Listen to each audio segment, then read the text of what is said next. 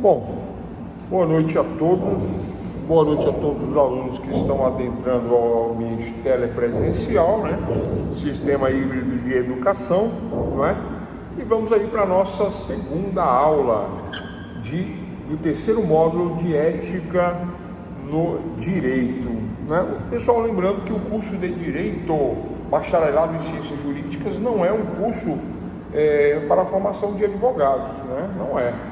O curso de bacharelado em Ciências Jurídicas, ele forma advogados, promotores, defensores, técnicos, escreventes judiciários, policiais, investigadores, Ministério Público, né, Defensoria, e todos esses passam pela Faculdade de Direito, né? Não, a Faculdade de Direito não é uma faculdade de advogados, né? É uma faculdade que forma carreiras jurídicas, né? Então, dentro do que nós falamos na aula passada, nós falamos sobre as relações entre advogados e clientes e falamos sobre as relações entre o advogado, defensoria pública, magistrado, técnico, escrevente judiciário, né? O comportamento, de certa forma, do advogado, né? E da defensoria, dos defensores, com os demais membros do judiciário, foi o assunto da aula passada, né? Falamos também da advocacia pro bono, advocacia de graça, né? Grátis, né? Onde o advogado, ele não pode aviltar os honorários. O que é o aviltamento? É cobrar um frango, uma galinha, um pernil, o dinheiro da gasolina. Isso aí destrói a imagem da advocacia. Isso, né, isso achincalha o serviço do advogado. Faz o advogado ser um desmerecedor do seu trabalho, do seu labor. Quer fazer de graça? Faça de graça, né? Chama-se advocacia pro bono, né? Ou você faz de graça, ou você cobra os honorários justos pelo seu trabalho, pelo seu estudo, pela sua qualificação. E esse trabalho, esse estudo, essa qualificação tem um valor, e obviamente que esse valor, né, não é qualquer valor. A tabela de honorários da advocacia, né, sugerida pela Ordem dos Advogados do Brasil, tem valores, inclusive valores bem altos, né? São valores, né, pouco acessíveis, né? Mas ali é um critério para nós nos guiarmos na cobrança dos honorários. O que deveria realmente ser cobrado está na tabela da Ordem dos Advogados do Brasil como uma sugestão, embora a lei fala que é dever o advogado cobrar pela tabela, mas, está aqui, ó, parágrafo 6º do artigo 48 dos honorários advocatícios diz que deverá não é facultativo, deverá não é quem sabe, né? Deverá não é talvez, deverá não é mais ou menos, deve o advogado observar o valor mínimo da tabela de advogados, né, de honorários de advogados instituídos pelo respectivo conselho sessional. Cada estado brasileiro mais o Distrito Federal é considerado uma subseção. Então nós temos a OAB Federal, o órgão federal, a Ordem dos Advogados do Brasil, e temos as subseções, uma em cada estado: São Paulo, Rio, Brasília, Pará, Paraná, Acre, Amazonas. Cada estado tem uma subsecional. Então temos a principal, a subsecional, aí cada município são as subseções, né? Então, a tabela de honorários instituída pelo Conselho Sessional, onde for realizado o serviço, inclusive referente a diligências. Existe variação na tabela? Existe. E vocês sabiam que a tabela do DF parece que é uma das maiores, mais elevadas o valor? Em razão de quê? Do custo de vida do Distrito Federal, que é mais elevado, por causa do funcionalismo público e porque é a maior renda per capita do Brasil, está aqui no Distrito Federal. Não sei se vocês sabiam disso, não sabiam, ficam sabendo agora que é a maior renda per capita, renda por cabeça, né? Per capita, cabeça, capite, né? É a do Distrito Federal, e por conta dos altos salários do funcionalismo público federal, né? Deputados federais, senadores, né? Todo o assessoramento, tudo isso aí que envolve essas pessoas, né? Então eleva o custo de vida aqui na região.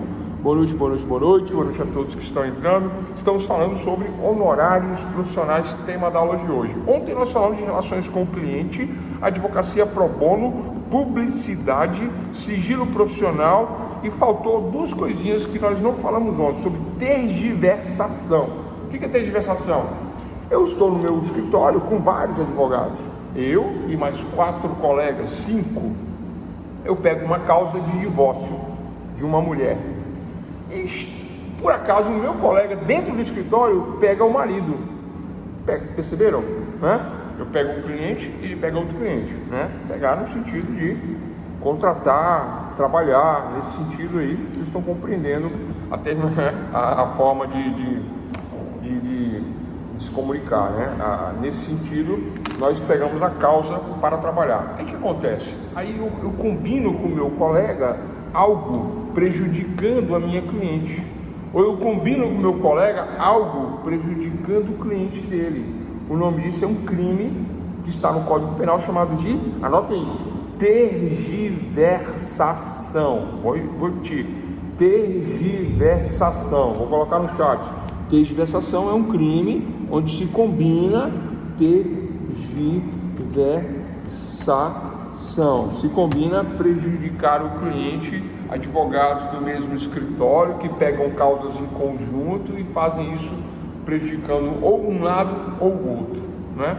Às vezes o cara é muito rico e quer prejudicar a esposa, e aí contratou o advogado e eles são do mesmo escritório, eles se conhecem, aí um combina com o outro, ganhando de um lado só para prejudicar um cliente, ou o inverso. Tergiversação é um crime, é grave isso daí, tá? Tá, pessoal? Faltou falar ontem na questão de relações com o cliente, o crime de tergiversação, que tem a ver com também, e a questão do sigilo profissional também que eu falei ontem, né? Olha só, o sigilo profissional, como eu disse, né, a questão do sacerdócio, o sigilo é super, hiper importante na relação cliente-advogado. O advogado, inclusive, quando ele é chamado, se ele for chamado para depor em um processo penal, o advogado é chamado para depor num processo penal contra ex-cliente que cometeu um delito.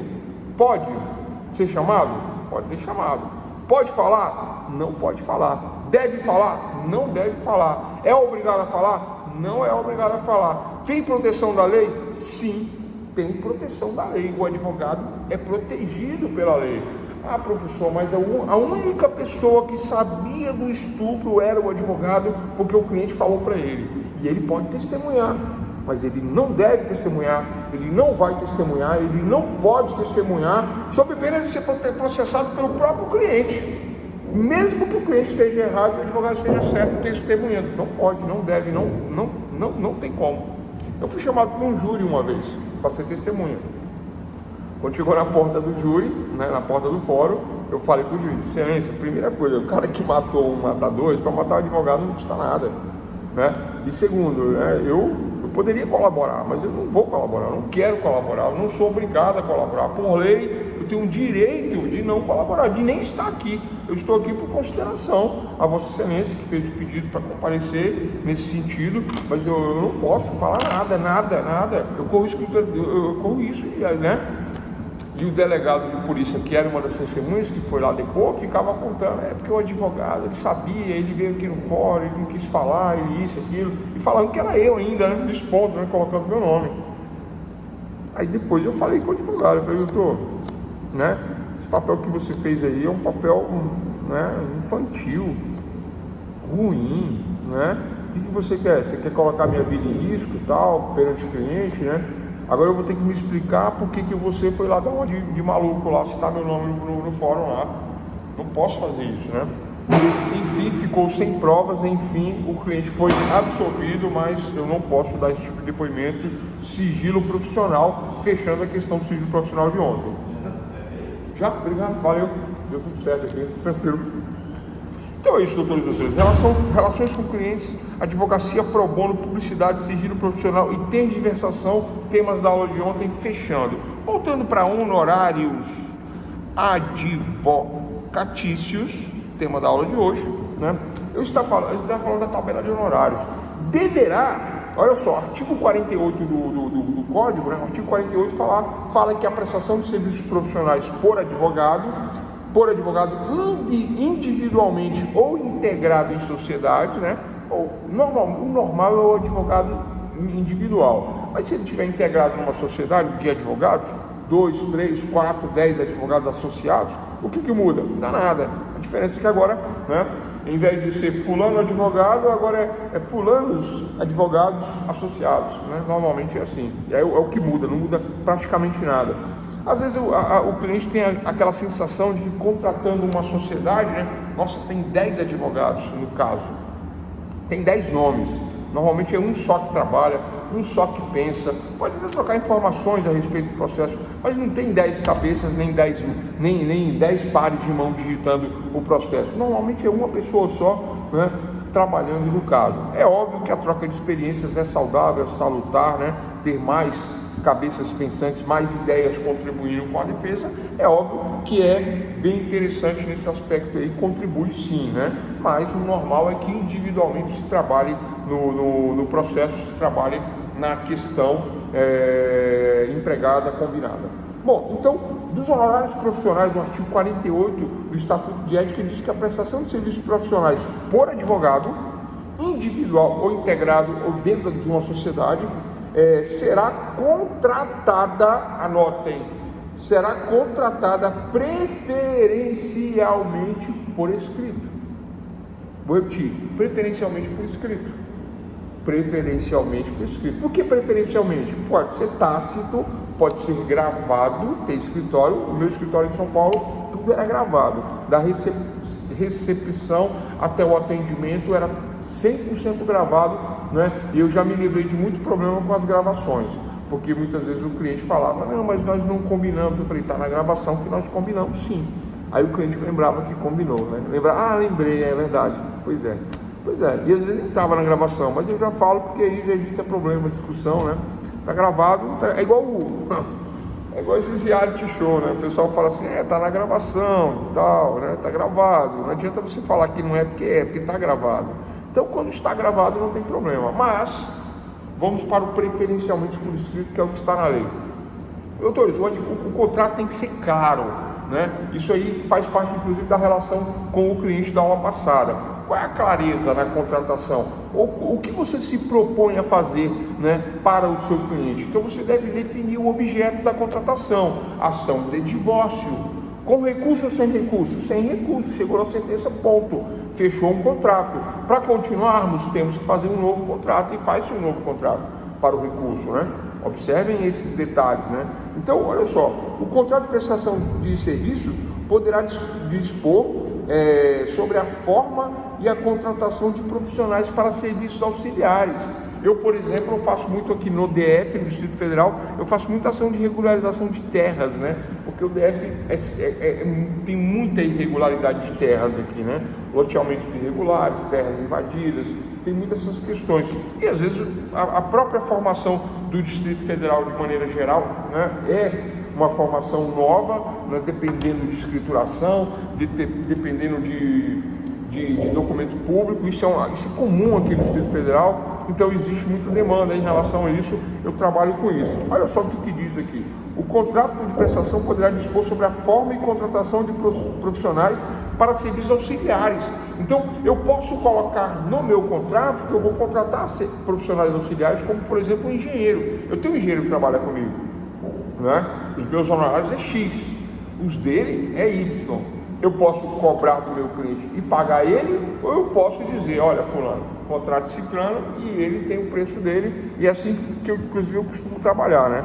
Para não dizer que é meu, realmente é do engenheiro, e o cliente acerta direto com o engenheiro.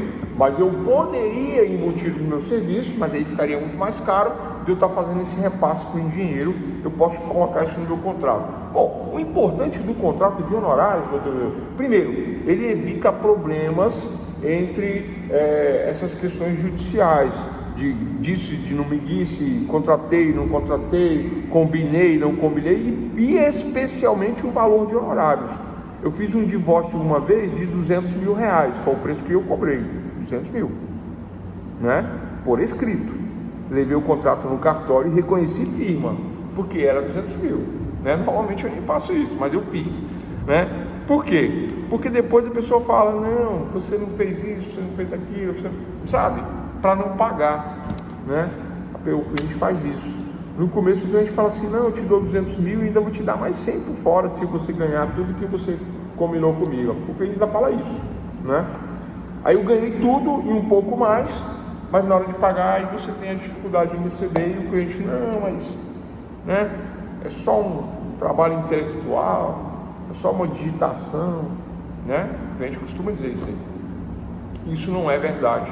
Para fazer uma digitação, para fazer um trabalho intelectual, você faz uma faculdade de Direito, que é muito difícil, 5 anos, mais 4 especializações, mais um mestrado, mais todo o estudo técnico que envolve, horas e horas de estudo em cima do processo, ficar rebatendo declarações incidentais dentro do processo, toda semana, todo dia, toda hora tem uma declaração incidental, aí você tem que ir lá e replicar,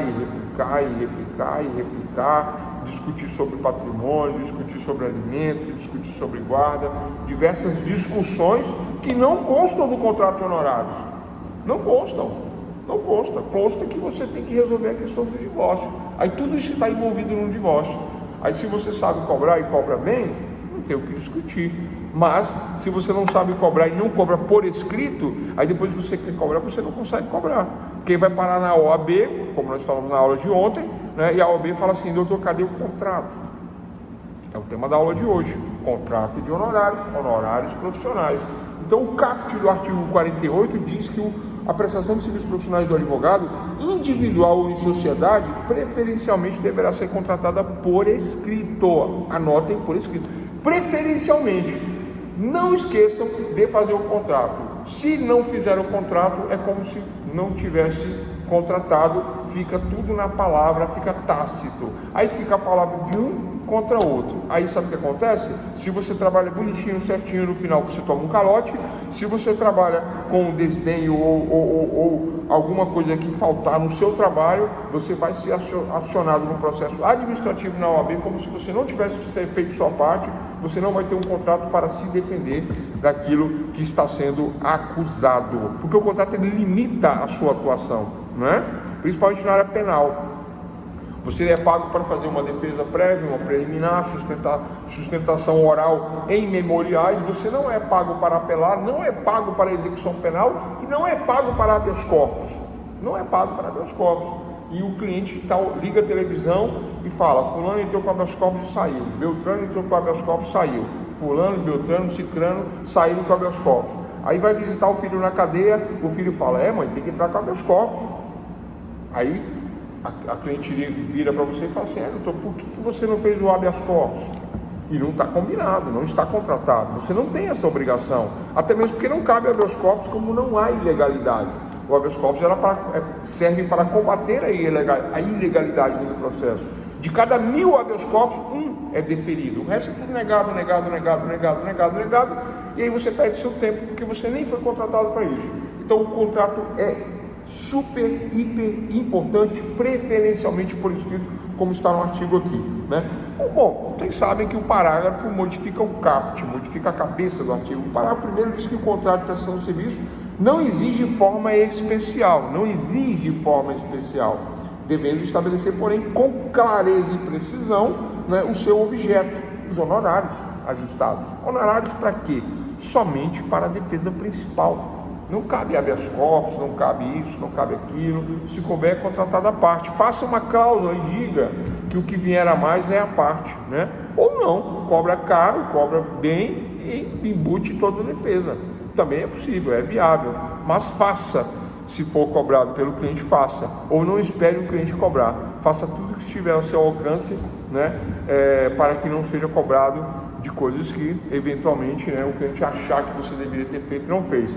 É normal, é comum o cliente achar que você vai atuar na execução penal, condenou, sentenciou, está na cadeia, agora vem execução penal. Quantos advogados trabalham em execução penal? Quase nenhum, por isso que cai para a FUNAP, Fundação Nacional de Apoio ao Preso, por isso que cai para a Defensoria, porque quase ninguém sentenciou, acabou todos os recursos, né? Normalmente os advogados não trabalham em execução penal. Eu morei em São Paulo 12 anos, e lá eu fazia muita execução penal, lá era comum, aqui não é comum, né? Hoje está mais fácil porque tem um sistema digital para se trabalhar em execução penal, antes era mais difícil, antes tínhamos que viajar todo o estado de São Paulo, eu fazia isso, viajei todo o estado de São Paulo, atrás das execuções penais, né? Para cada cliente, para cada caso, tinha essas questões que envolviam execuções penais. Então, pessoal, os advogados também não têm prática de execução penal, né? E não fazem. Mas o tema é honorários. Execução penal é diferente do processo principal? É muito diferente. Enquanto que o processo comum penal dura aí entre 2 e 3 meses, às vezes menos, o processo penal ele é rápido, aí sentencia pode levar um pouco mais de tempo. Mas quando finaliza e entra na execução penal, aí vai depender da cota de progressão. O que é cota de progressão? É um tema de execução penal, não vou trabalhar aqui não, mas se o cliente for condenado, por exemplo, em 5 anos e 4 meses, que é a pena clássica para o roubo, agora vai mudar, né? Então o cliente fica 1/6 no fechado, 1/6 no semiaberto, para depois ir para a rua. Aí você é obrigado a trabalhar nisso porque não soube contratar. Tem que delimitar no contrato por escrito. Tranquilo? Alguma dúvida? Pessoal, todas as despesas com o processo correm por conta do cliente. É quem banca as despesas do processo. Eu estava falando de execução penal. Execução penal, por exemplo, se eu moro na cidade de São Carlos e tenho que ir para Presidente Bernardes, ou tenho que ir para a capital de São Paulo, ou tenho que ir para Ribeirão Preto, visitar um preso no penitenciário de Ribeirão Preto, ou em Tirapina, que é o local mais próximo, ou para Araraquara, depende, né? Então eu tenho que cobrar o deslocamento, que é realmente o combustível, eu tenho que cobrar o meu almoço, né? Eu tenho que cobrar todas as despesas que eu vou ter para fazer esse deslocamento, né?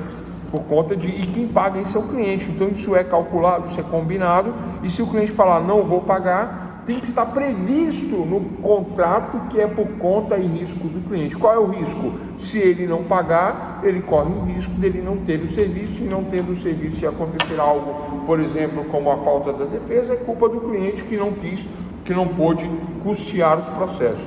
Basta falar, não vou pagar, quero que você saia, fica a defensoria, está resolvida a questão.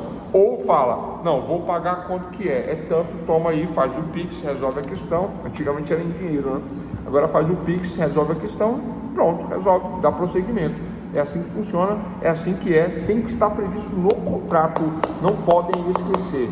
Doutores e doutoras, finalizando, resolvendo essa questão do contrato. O contrato ele é importantíssimo, ele é fundamental, o contrato de honorários, evita discussões éticas no tribunal de ética, evita diversos problemas para o advogado, essa questão do contrato escrito, por escrito. Então olha só, a compensação de créditos pelo advogado dê importâncias devidas ao cliente, vamos supor que o advogado deve para o cliente, né?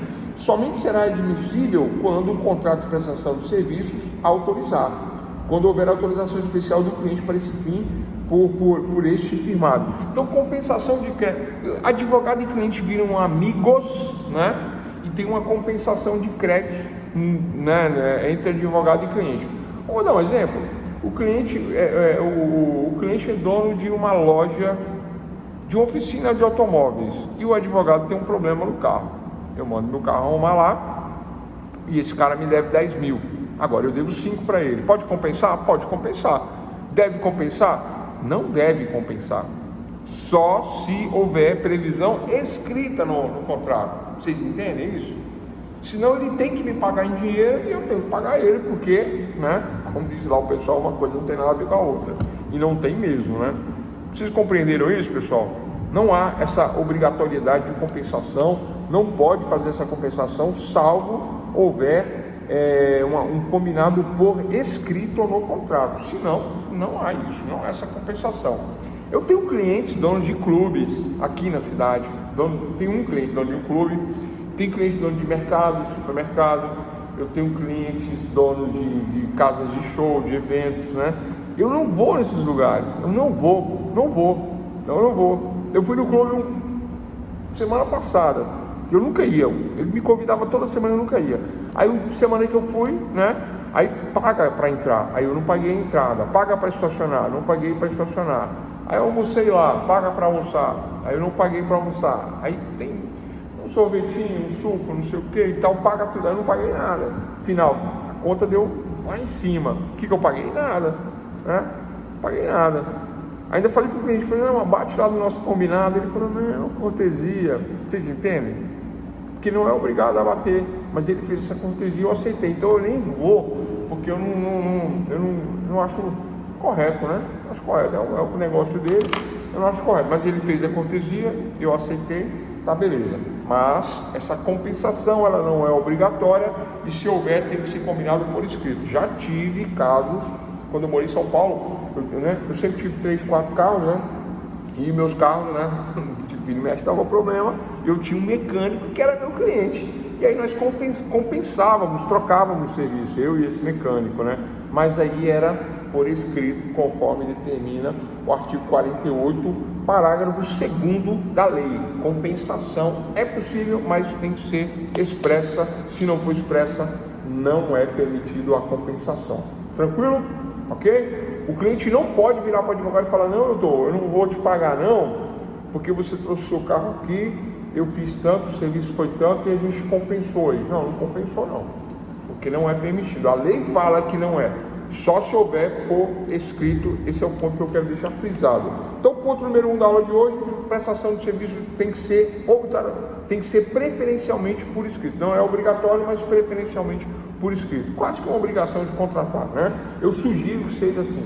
Segundo ponto: a compensação de crédito tem que ser por escrita e ela não é obrigatória. Tranquilo? Terceiro: o contrato poderá dispor, né, de serviços auxiliares. Expliquei a questão do engenheiro.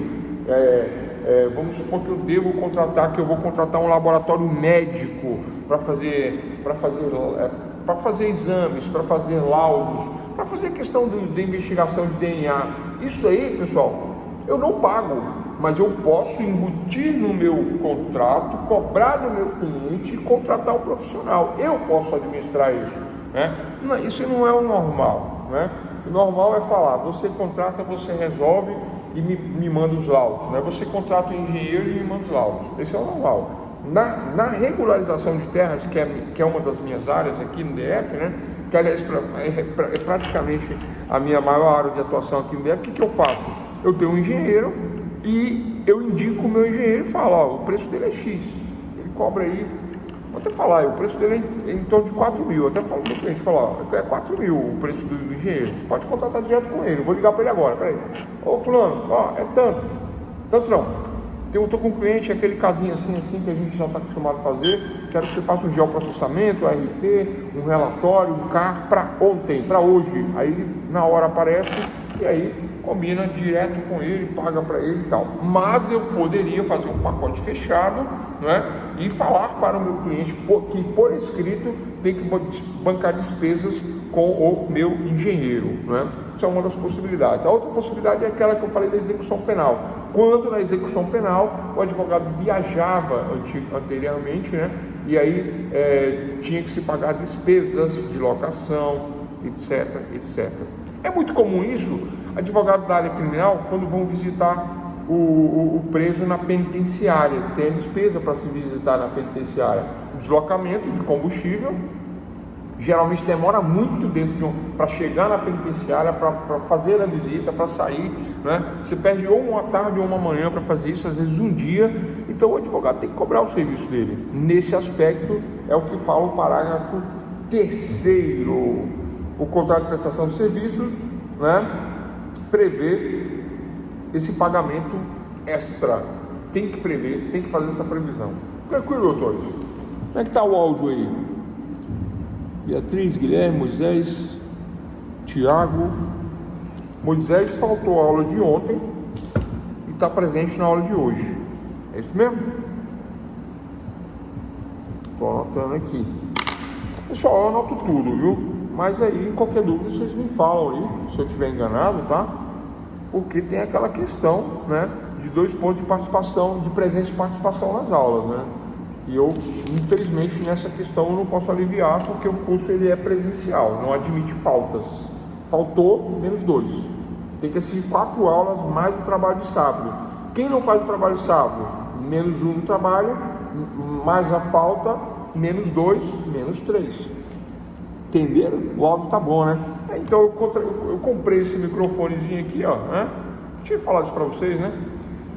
Porque ele evita interferências e parece que ele capta um pouco melhor o áudio, né?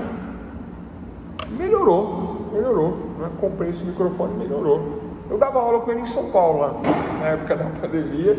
Eu fiquei um tempo para lá, né? Na minha casa lá de São Paulo. Eu tenho até um aluno, quero ver se ele está presente. Tá, não.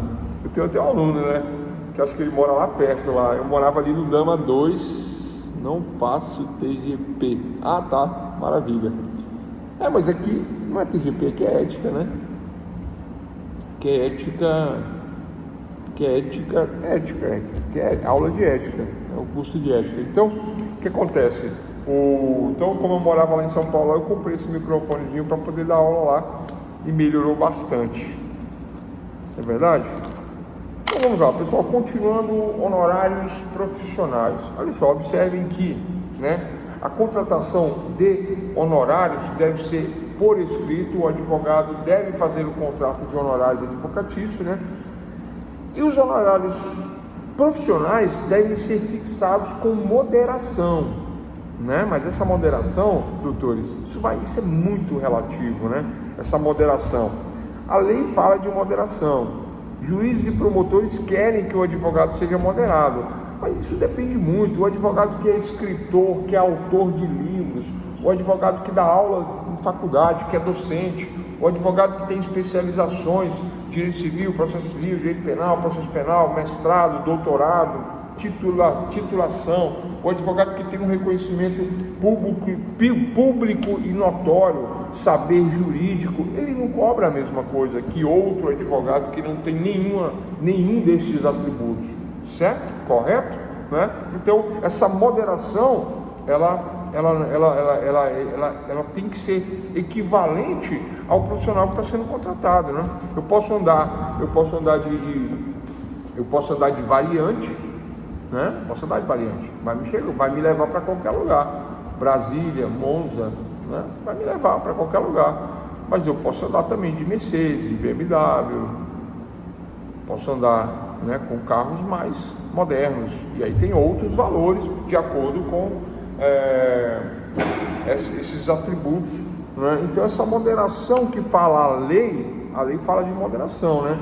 Diz o seguinte, que devem ser atendidos os seguintes elementos. Número 1, relevância, vulto, complexidade e dificuldade das questões versadas no processo, causas complexas, causas difíceis, causas de importância e de relevância. Toda causa é relevante, toda causa é importante, né? Mas está falando de complexidade, dificuldade. O que é uma causa complexa?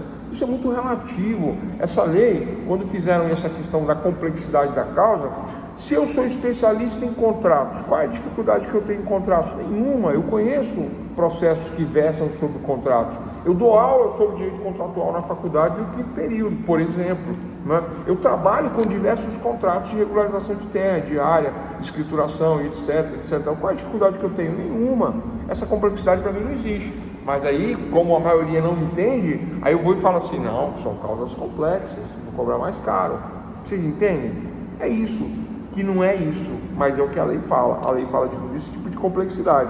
Número 2, o trabalho e o tempo a serem empregados. Aí eu concordo. Tem cliente que te liga todo dia, toda hora, de manhã, de tarde, de noite, sábado, domingo, feriado, e os prazos correm e você tem que ficar em cima. Aí sim, tá, trabalho e tempo empregado. Número 3, possibilidade do advogado ficar impedido de intervir em outros casos. Se eu tenho, né, uma tomada de tempo quase que integral, quase que 100% relativa a essa questão, fico empenhado nessas questões, e aí o que acontece, pessoal?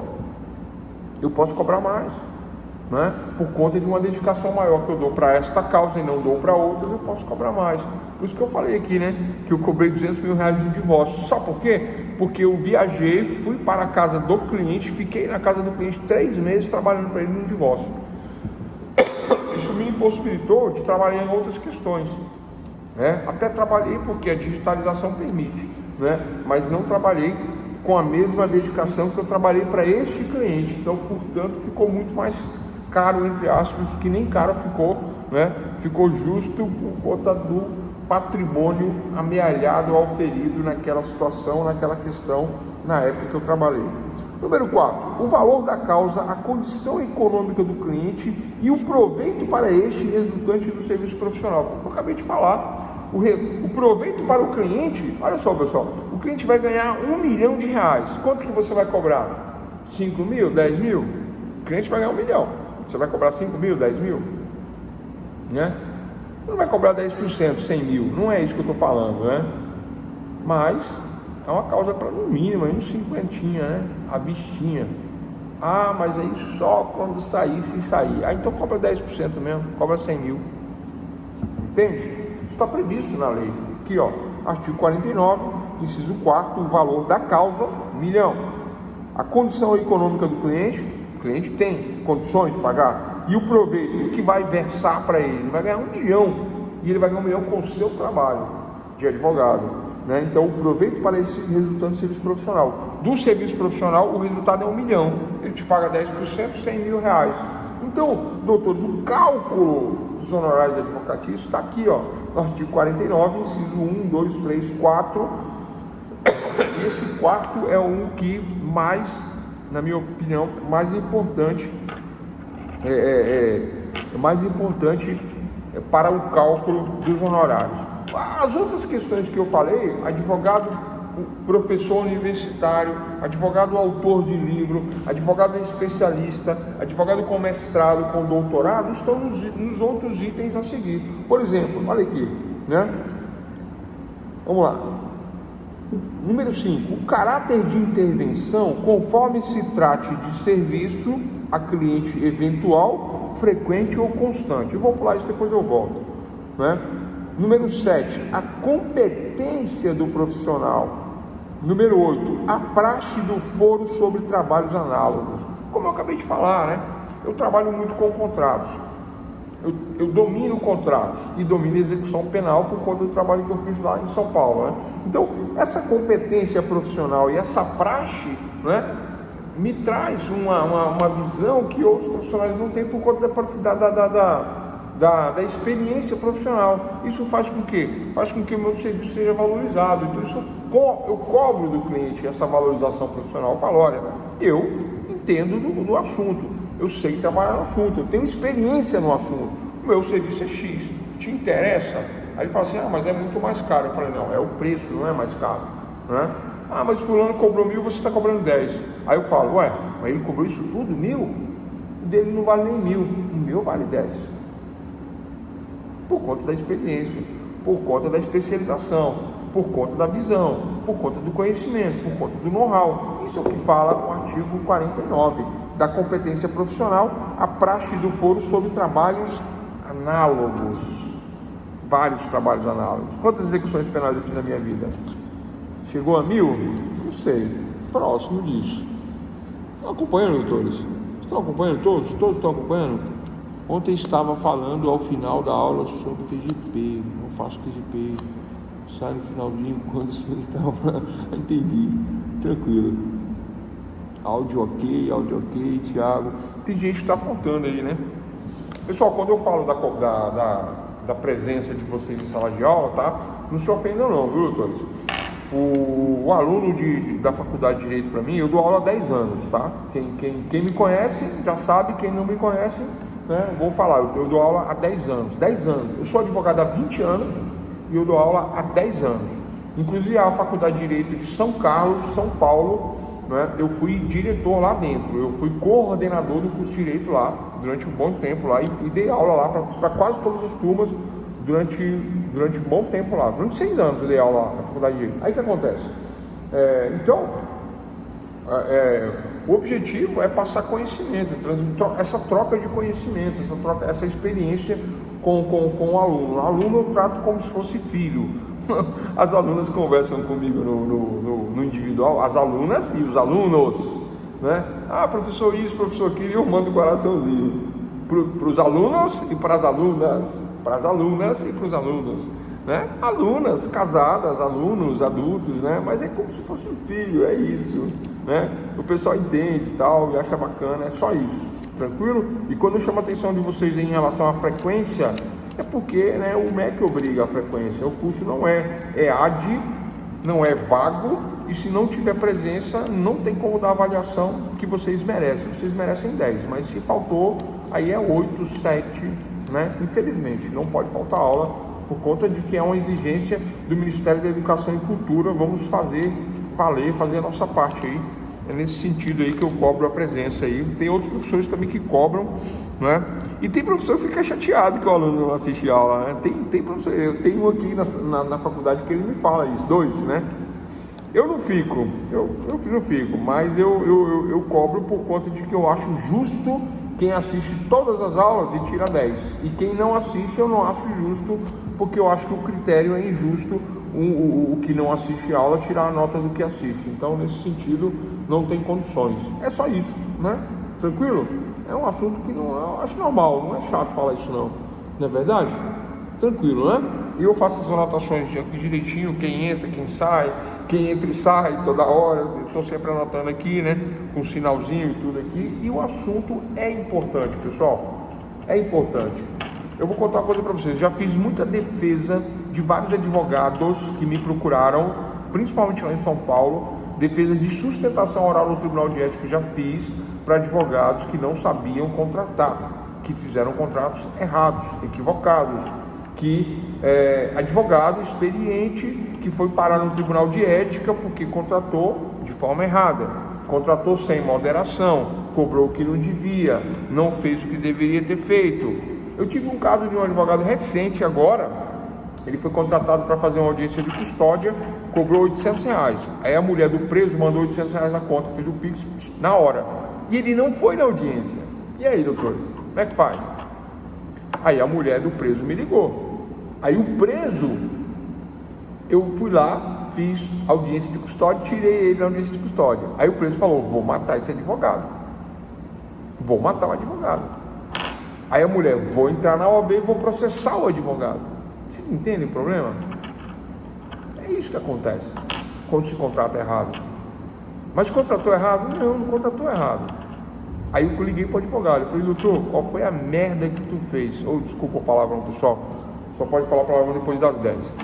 Qual foi a besteira que tu fez? Mas foi o que eu falei para ele, foi outra coisa mesmo, né? Aí ele falou assim, não, pelo amor de Deus, me ajuda. Ele falou isso, me ajuda. Eu falei, me ajuda não, você fez besteira. Você contrata dizendo que vai na audiência e não vai e recebe ainda. E não foi. Como é que faz isso aí, doutor? Me explica isso aí, para me explicar para o cliente, para ele não ir brigar com você, não te processar, não fazer um processo disciplinar, tá? Amanhã, pessoal, só processo disciplinar. E quinta e sexta nós vamos trabalhar só o processo disciplinar e fechar o curso, tá? Hoje a gente vai ficar em honorários e contrato. Daqui a pouquinho eu encerro. Mas eu vou contar essa história, né? Real. Aí eu dei uma dura nele, briguei com ele, com o advogado, dei essa dura nele. Aí eu falei, professor, mas que chato você ter essa moral. Eu falei, não tenho, mas ele fez besteira, então eu me senti eu me senti no direito de xingar ele junto com o cliente. Aí falei que ele fez errado e tudo. Aí perguntei, e aí, doutor, o que você quer que eu faça? Como que nós vamos resolver isso aí para não ficar ruim, pior do que tu já fez, né? Aí ele falou, não, mas eu fiz uma petição. Olha só o que ele falou, eu fiz uma petição. Não fui na audiência de custódia, fiz uma petição pedindo a liberdade do cliente e juntei documentos. Eu falei, então você trabalhou, você fez isso por escrito? Não. Você fez contrato? Não. Você combinou isso? Foi o meu erro. Eu falei, pois é, você errou, né? Vou ligar para o cliente, vou explicar que você trabalhou dessa maneira. Aí expliquei para o cliente que houve um trabalho por escrito dessa maneira, um contrato tácito, para ele não entrar na OAB contra esse advogado, né?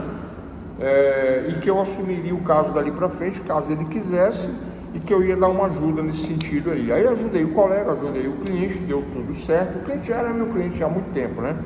E deu tudo certo. Mas vocês notam a importância de um contrato? Se houvesse um contrato profissional entre cliente e réu, né? Mesmo que fosse com a esposa, não há problema. Ela que paga, ela pode contratar. E no contrato fica claro como que será a atuação profissional, que haverá uma atuação, né? Ele para receber, né, o Pix, né? Não, eu vou lá, vou fazer audiência. Aí ele não fez audiência, mas ele fez um pedido por escrito, ele estava juntado. Eu olhei e vi que ele atuou direitinho, né? Tirando essa história de falar que não foi. Isso gera um problema, né? Então a contratação de honorários profissionais e a questão do contrato deve ser clara a atuação. Vou, não vou. O advogado pode até não ir na audiência, e pode falar, olha, eu não vou na audiência de custódia, mas eu vou ser o advogado, vou trabalhar, vou fazer por escrito. É isso. Aí o cliente pode não aceitar, falar, não, doutor, então não me interessa. Não está certo? Mas se ele falar, não, doutor, eu faço questão e você aceita, você tem que ir. Essa é a questão, esse é o problema. No final foi resolvido os perigos do direito criminal. Exatamente, doutora Beatriz, né? 20 anos de advocacia eu tenho. Por que eu não morri na área criminal? Porque eu nunca prometi coisas que eu não fiz, né? Eu falava, olha, dá, não dá, ponto. Quer, não quer. Eu me lembro como se fosse hoje. O cliente virou para mim e falou assim, doutor, vai em tal lugar, assim, assim, assim, tem uma caminhonete prata, linda, novinha, documento em branco, vai lá, pega para você, coloca no seu nome, para você trabalhar na minha execução penal. Aí eu falo, peraí. Aí entrei na execução penal, peguei, folhei, tirei cópia, gastei dinheiro, fui atrás e até vi o carro. Então que eu fiquei sem dormir, hein? Fiquei uma semana sem dormir por causa desse carro. Mas não peguei, não. Não peguei porque o cliente não ia sair de jeito nenhum. Eu liguei para ele e falei, ó, não tem jeito. Não tem jeito. Entendeu? Não tem jeito. E aí? E aí? Ainda bem que eu tinha bons carros na época, sempre tive, né? Mas aquele eu fiquei sonhando com aquilo lá. É isso, doutores. Então não pode, né? Tem que evitar problema. Evitar problema. Continuando aqui. Então o artigo 49 do Código de Ética, que fala sobre honorários profissionais, ele nos dá os parâmetros, né? Todos os parâmetros. Relevância, o trabalho, o tempo empregado, o know-how do advogado, o vulto, a causa.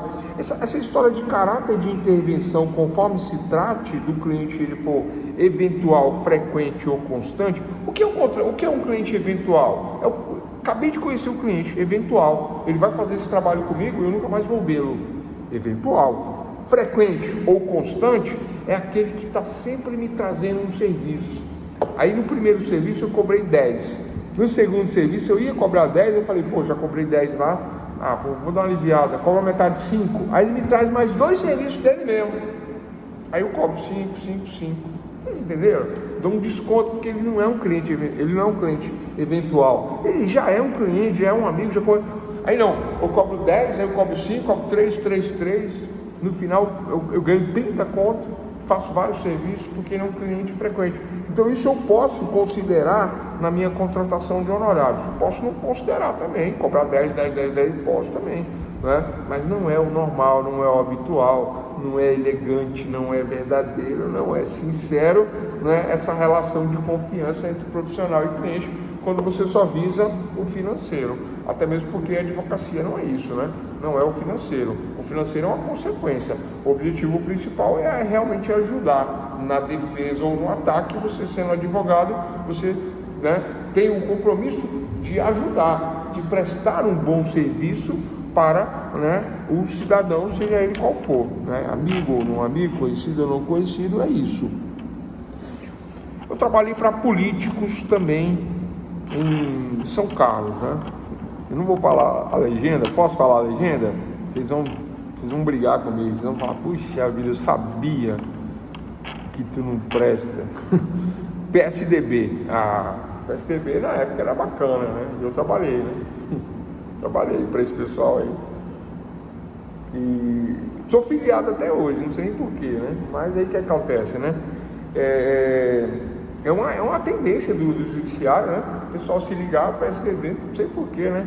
Mas eu trabalhei, né? Fernando Capês, trabalhei com o Paulo Otomani lá de São Carlos, lá, né? Prefeito, foi prefeito na época lá, e outras pessoas mais. Nós trabalhamos aí dando assessoria em campanhas, em questões de impugnação, questões rápidas a serem resolvidas, de sustentação oral. Na época, muita coisa por fax, nós fazíamos na caneta, passavam fax. Agora é mais fácil porque os processos são digitais, mas antes não tinha processo digital, não, era na caneta, e era canetado de um lado, fax para um lado, fax para o outro. O juiz deferia, ia lá, chamava o juiz na casa do juiz, juiz eleitoral, né?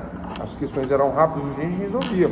Então, doutores, o que tem a ver com honorários? Tem a ver com essa questão aqui, ó, competência profissional, praxe, foro, trabalhos análogos, intervenção eventual, frequente.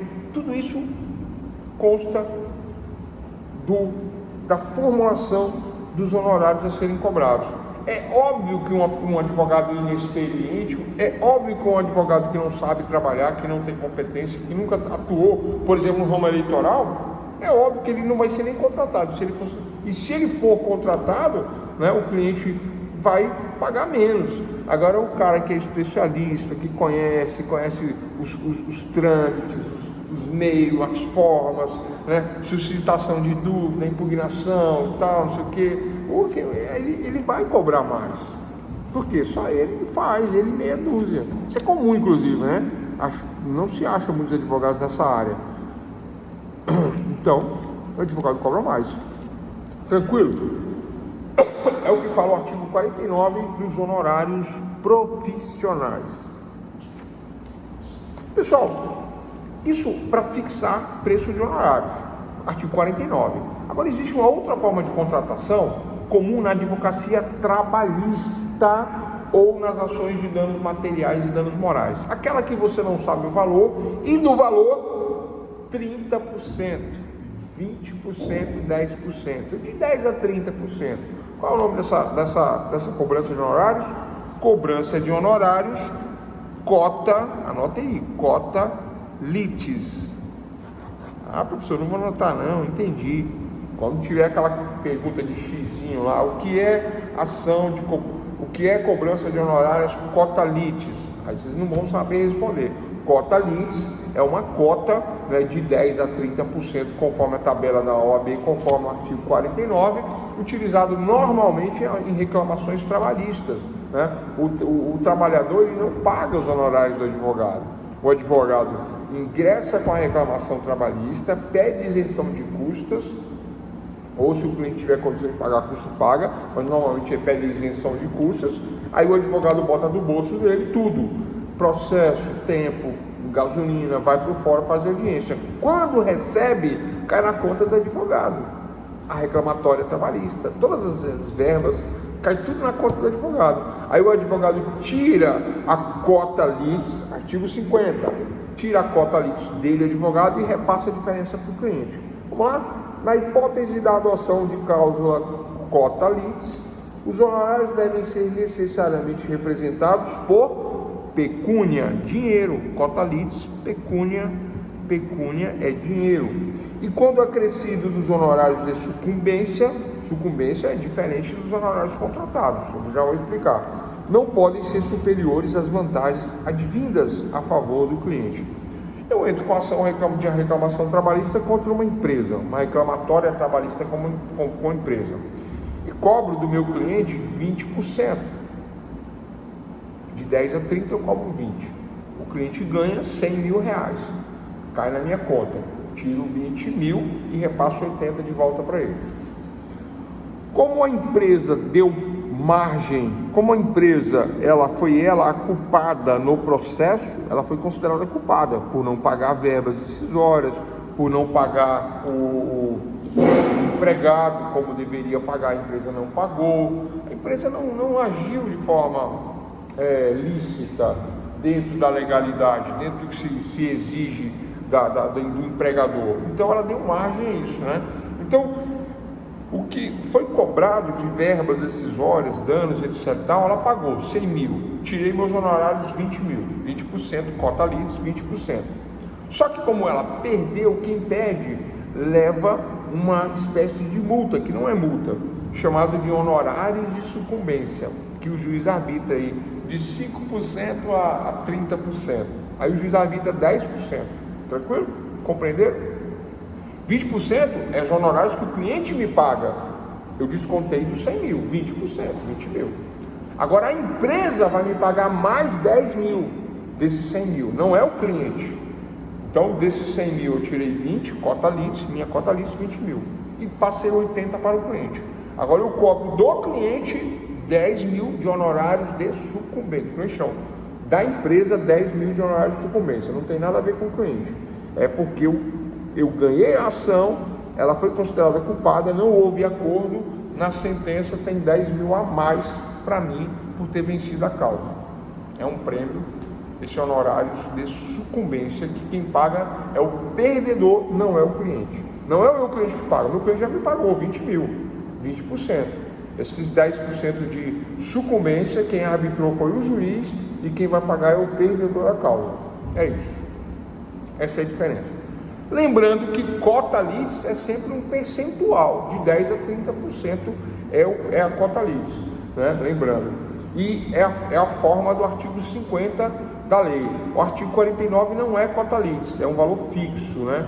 Vou te cobrar 30 mil por esse divórcio, vou te cobrar 200 mil por divórcio, vou cobrar 15 mil pela regularização da tua área aí, que está irregular, vou cobrar 10 mil nessa ação de contratos aí, etc e tal. Então são preços fixos, né, de acordo com o artigo 49 do Código de Ética do Estatuto. Agora, cota litis não, cota litis é um percentual que varia de 10% a 30%, de 10% a 30%. Pessoal, posso cobrar 40%? Posso cobrar 50%? Posso cobrar 60%?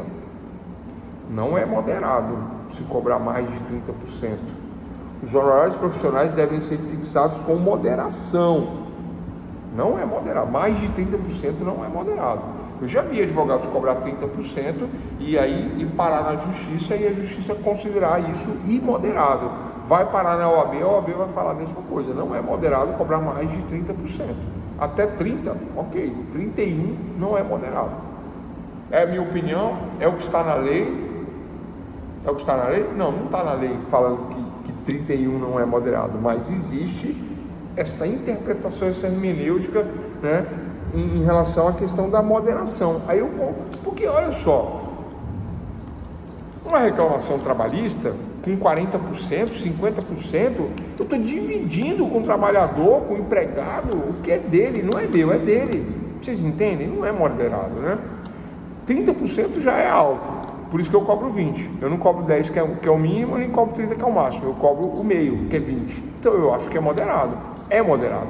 É tranquilo, nunca dá discussão.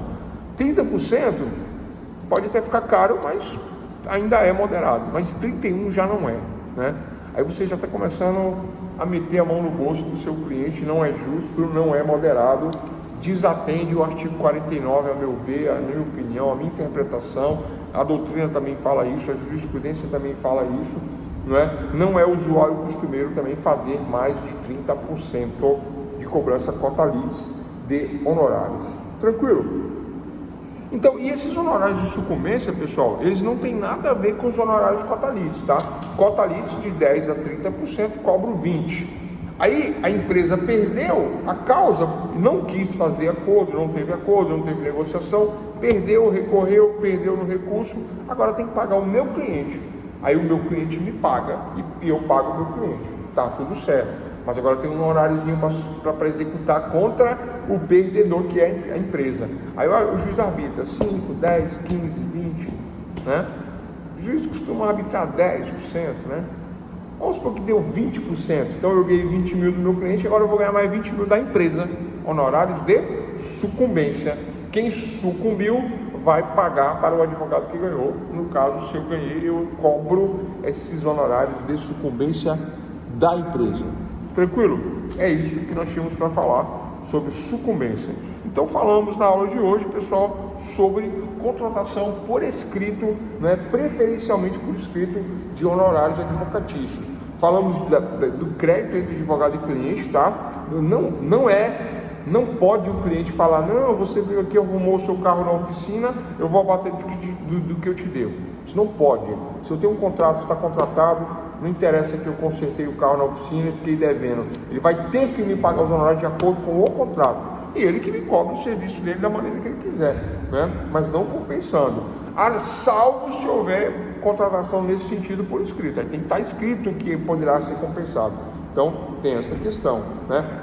Contrato de serviços auxiliares, engenheiro, médico e etc e tal, tem que constar no contrato, tem que constar. Se não constar e eu precisar, eu falo para o cliente, você tem que fazer a contratação por fora, sob pena de prejuízo, né?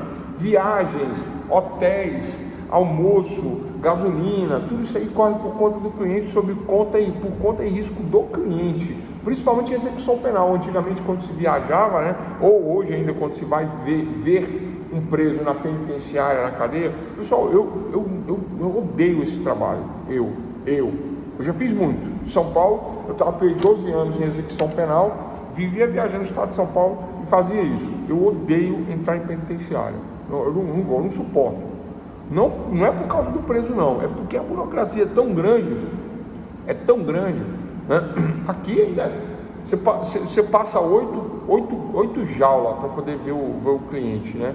Aí você entra lá, é um ambiente ruim, úmido, escuro, com vidro grosso, você não consegue ouvir a pessoa, né? Revista, detector de metal, espera longa. Eles são extremamente desorganizados, infelizmente. Eles são desorganizados, né? Não é desorganizada a palavra, eu me equivoquei, né? Não é desorganizado. Existe uma burocracia por conta da segurança. Existe sim, um serviço muito lento, sabe? Não tem deveria ser mais tranquilo. Eu acho até que as visitas pessoais elas deveriam acabar. Deveria ser tudo digital. Marca, faz telepresencial, como houve na época da Covid aí você combina o necessário com o cliente, sem ter que entrar na penitenciária, sem ter que entrar no sistema. Como existe ainda esse sistema, né? É o melhor sistema. Mas se tiver que visitar o cliente para combinar uma defesa, uma tese, dar um parecer, então pessoal, tudo isso corre por conta do cliente, é o que fala o parágrafo 3º do 48 aí, tranquilo?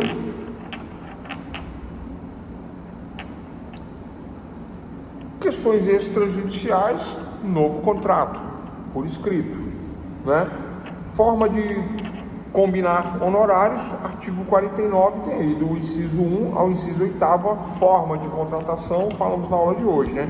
Relevância do profissional, do trabalho, se o trabalho é eventual, se o trabalho é frequente, né? A notoriedade, o nome do... Pessoal, parece que não, mas o nome do advogado conta, viu? A experiência conta. O tempo de advocacia conta muito, né? O advogado mais jovem, ele enfrenta mais dificuldade, mais problemas por conta de que, né? Porque é por causa da experiência, às vezes de vida, às vezes no próprio mercado de trabalho, né? Não que sejam maus profissionais, não significa nada disso, pelo contrário, existe um grande preparo nos novos profissionais, eles entram preparados no mercado. Passar na OAB não é para qualquer um, né? Mas às vezes o feeling, né? A experiência, o know-how da atuação, isso conta na confecção de honorários, é disso que nós estamos falando, tá? Então, o pessoal mais antigo cobra mais, é isso. E na cota litis, vocês compreenderam, né? A cota litis é um percentual combinado no contrato de honorários, não pode deixar de fazer por escrito, tá? Não tem problema. Aí você ganha a causa, tem direito a 30%, aí o cliente paga o que ele quiser, porque não está combinado por escrito. Aí você fala assim, não, mas nós havíamos combinado 20%. Aí o cliente vai falar assim, não, mas é muito dinheiro, doutor, vou te dar 2.000, vou te dar 3, vou te dar 5.000, 5% de 100, 5.000, sendo que você tinha direito se tivesse contratado a 20, né? Tem essa questão. Se paga honorários trabalhistas na conta do advogado, porque os advogados eram lesados pelo cliente. O advogado faz tudo pelo cliente. Banco processo, perde tempo, trabalha, corre, investe tempo, estudo. Na hora que a empresa paga, se paga na conta do cliente, o cliente não paga, o advogado some. E aí como é que você recebe? Depois que gastou, não recebe.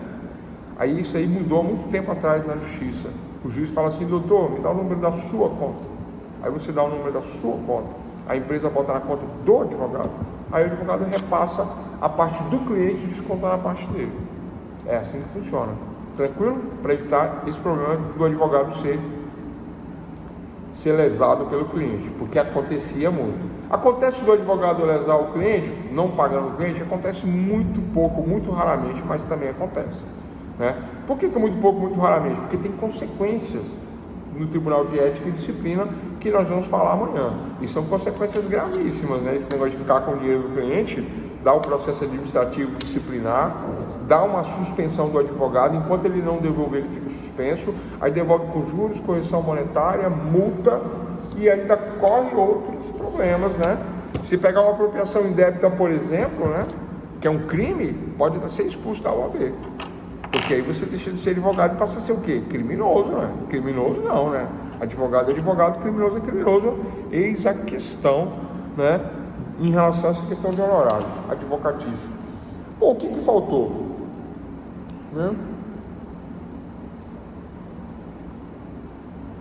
O advogado ele é livre, independente, tá? Ele não vai assinar carteira de trabalho com o cliente dele, dizendo que é empregado, porque não é. Eu falei isso, não sei se nessa turma, mas eu acho que sim, né?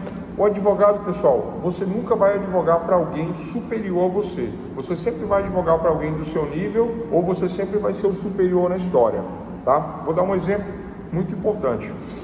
O Cristiano Zanin, hoje é ministro da Justiça. O Lula confiou nele 100% até o final. Mas para confiar no advogado, o que acontece, doutor? Para se aconselhar com o advogado, o que acontece, doutores e doutoras? Existe um nível de amizade, entre aspas, um nível de confiança, confiança é com fé é crença. O Lula acreditou no advogado. O advogado era e é um bom conselheiro, um excelente profissional, tanto é que está onde que está, né? Por conta do quê? Dos resultados. O Lula confiou, teve os resultados. Mesmo na cadeia, o Lula não trocou de advogado. Eu vejo cliente trocando de advogado toda hora. Não quero, troca. Não quero, troca. Não quero, troca. Aí se dá mal. Aí fala assim, se eu tivesse ficado com aquele lá, hein? E o Lula ficou. Confiança, com fé, com crença, acreditou, tá aí. Presidente da República, e o outro virou ministro da Justiça. Não é um bom advogado? Excelente. Um cara da área civil conquistou um excelente resultado na área penal. Então, pessoal, só para fechar a aula de hoje aí, a questão dos honorários tem a ver com tudo isso que nós falamos na aula de hoje, né? Com essa questão da notoriedade, do conhecimento, do know-how, da confiança, né? E das formas de se estabelecer. Ministro do STF, exatamente. Tem advogado picareta? Tem médico picareta, advogado, tem pedreiro, tem técnico de informática, mecânico, cobrador, motorista, policial, delegado, toda a área tem, né? Porque não é a profissão, é o ser humano, né? É o ser humano. Eu conheço muito advogado aí que trabalha de graça, ajudando pessoas, né? Eu fiz muito isso quando eu me formei. Eu atuei muito na área previdenciária, praticamente de graça. Os clientes pagavam o que eles queriam, né? E pagavam o que eles queriam. E pagavam bem. Engraçado que pagavam bem. Eu confiava nos clientes, os clientes confiavam em mim. E eu não sabia cobrar honorários, não sabia nem como é que fazia um contrato, não sabia nada. Nada do que eu estou falando aqui eu sabia. Eu era recém-formado. Eles pagavam o que eles queriam e eles pagavam bem, né? Depois que eu aprendi a cobrar, aí que a coisa ficou diferente, né? Eu me lembro de uma causa penal que eu peguei. Primeira vez que eu peguei uma causa penal, eu era extremamente preconceituoso. Para mim, bandido bom era bandido morto, né? E o meu cliente, um colega meu advogado, me levou na casa do cliente e falou: não, velho, vamos pegar esse caso aqui junto aqui, não sei o que, tal. Eu sei que você estuda, que você isso, você aquilo. Eu falei: eu não. Não, porque não sei o que, porque foi pego lá, tava furtando. Eu falei: pra mim tem que ficar na cadeia. Isso na frente da mãe dele, né? E o cara preso. Aí eu peguei o caso, peguei o processo, falei: ó, ele vai sair em 7 dias com o pedido que eu vou fazer assim, assado. Na hora de cobrar eu não sabia o preço. Eu lembro que eu falei, acho que tipo R$500, era uma causa de 10 mil, eu cobrei 500 conto. Aí o meu colega me dando um cutucão, chutando meu pé, me dando um cotovelado, falando: não, isso é só consulta. Eu não sabia cobrar, né? Aí a mulher falou: não, fala a verdade aí, quanto você vai cobrar? E eu não soube cobrar meu cliente, meu colega que deu o preço. Aí eu tirei realmente o cliente da cadeia no prazo que eu prometi, né? E eu não sabia cobrar, não sabia fazer honorários, calcular, nada, né? Mas eu estudava muito. E aí o que acontece? Acontece que aí você fica famoso da noite pro dia, daquele dia em diante. Foi tanto cliente que eu peguei no meu escritório, mas tanto cliente que eu não dava conta. Não dava conta. Eu lembro que em uma semana eu atendi pelo menos umas 50 pessoas. Era muita gente no escritório me procurando por conta do resultado. Eu não sabia que era uma pessoa importante, né? Vocês sabem que o cliente importante faz o advogado ficar importante, né? Caso Cristiano Zanin e Lula. Quem que era o Cristiano Zanin? Um bom advogado, mas ninguém, desconhecido. Mas o cliente dele é conhecido, famoso. E é isso, doutores, a questão dos honorários advocatícios, né? Perante a ética, perante a disciplina, né? E amanhã nós vamos trabalhar aí os procedimentos disciplinares, 2 aulas, vou trabalhar essas questões, tá? Questões de penalidades, questões de como se trabalha o processo, como o que vai conter a representação, como que é a representação, como que funciona. Vamos trabalhar, tranquilo? É isso. Mário, Moisés, Paulo, Tiago, Guilherme, Gabriel, Beatriz, né? O vídeo da aula de ontem disponibilizei no YouTube, né? Esse de hoje está com 1 minuto e 10, né? Vou disponibilizar daqui a pouquinho aí. Aí nós vamos ter aula quinta e sexta, aulinha mais light aí, tá? Procedimento administrativo disciplinar, quinta e sexta. Fechamos a matéria segundo a nossa prova. Não esqueçam da avaliação de TGP 2, que é para entregar junto com a avaliação de ética, tudo semana que vem. Entrega junto. Fechou? Vocês lembram, né? Um videozinho aí, 2 vídeos, né, para resumir. E aquela história, né, pessoal? Ó, presença, infelizmente, é fundamental, tá? Beatriz estava preocupada com a presença hoje, né? Espero que tenha dado tudo certo lá no seu evento lá. Parabéns. E é isso. Anotei aqui quem está presente, quem não está presente, quem veio, quem não veio. Até quem chegou depois do horário aí, já anotei aqui, constando como presença. Tranquilo? Não sei se faltou alguém. Beatriz, Guilherme, Gabriel, Mário, Paulo Henrique, Tiago. E quem mais? Moisés. É isso, não faltou ninguém não. Né? Fechou. Então é isso. Por hoje é só.